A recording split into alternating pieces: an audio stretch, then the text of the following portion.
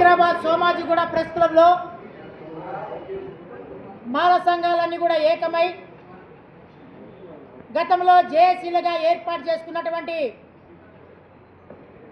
రెండు సంఘాలుగా ఏర్పడ్డాం.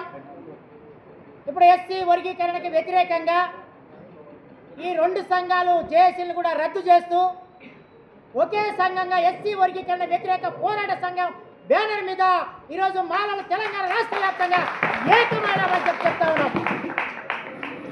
దీనిలో భాగంగా 5వ తారీఖు నాడు రెండు రాష్ట్రాలలో కలెక్టరేట్ ఉండాలని కార్యక్రమాన్ని ఈ జేఏసీ వర్గీకరణ తీసుకుందని చెప్తా ఉన్నాం. అదేవిధంగా హలో మాలా చలో ఢిల్లీ కార్యక్రమం 7, 8, 9వ తారీఖుల్లో భారీ ఎత్తున జంతర్ మంతర్ దగ్గర నిరసన ప్రదర్శన భారీ బహిరంగ సభ ఏర్పాటు చేయడం కోసం ఈ యొక్క ఎస్సీ వర్గీకరణ వ్యతిరేక పోరాట సమితి నిర్ణయం తీసుకుందని చెప్తా ఉన్నాం. ఏదైతే సుప్రీంకోర్టు జడ్జీలు అయితే తీసుకున్న నిర్ణయంలో ఇది మనువాదుల తీర్పు. ఎందుకు మేము మనువాదుల తీర్పు అని మేము అంటలేం.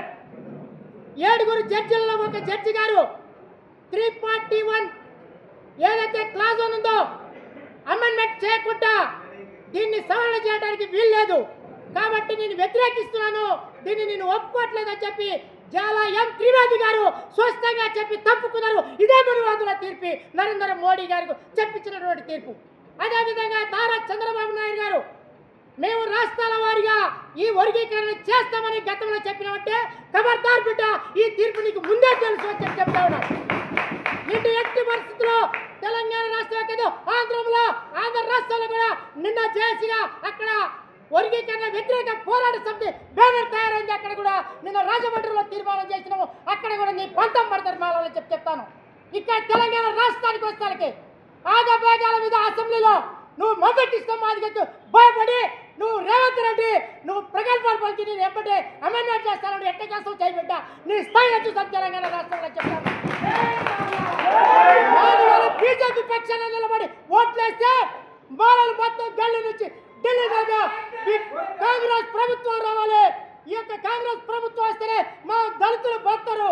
ఏదైతే సభలు జరుగుతాయో బీజేపీ ప్రభుత్వం మాకు జరగట్లేదని చెప్పి నీ రాష్ట్ర రాజ్యాధికారం కోసం నీ వెనకాల మాలంటే నువ్వు చేసినటువంటి కుట్ర ఏంది బిడ్డ?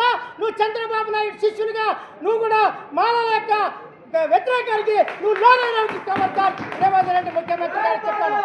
నువ్వు బీసీలకు జనగణన చేస్తాని నువ్వు ఏదైతే ఎన్నికల మేనిఫెస్టోలో పెట్టావో బీసీ జనగణన చేయకుండా ఎన్నికలకి గ్రామ పంచాయతీ ఎన్నికలకు పోతా ఉన్నావు.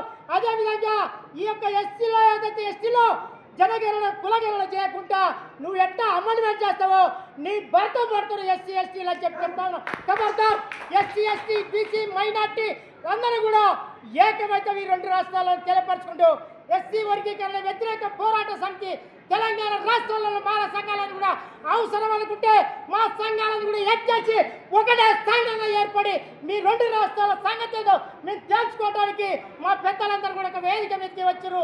ఇదే విధంగా మేమందరం కూడా కార్యాచరణ భవిష్యత్ కార్యాచరణ మరొక ప్రెస్ మీట్లో తెలియపరచాలని ముగిస్తున్నాను. జై భీమ్.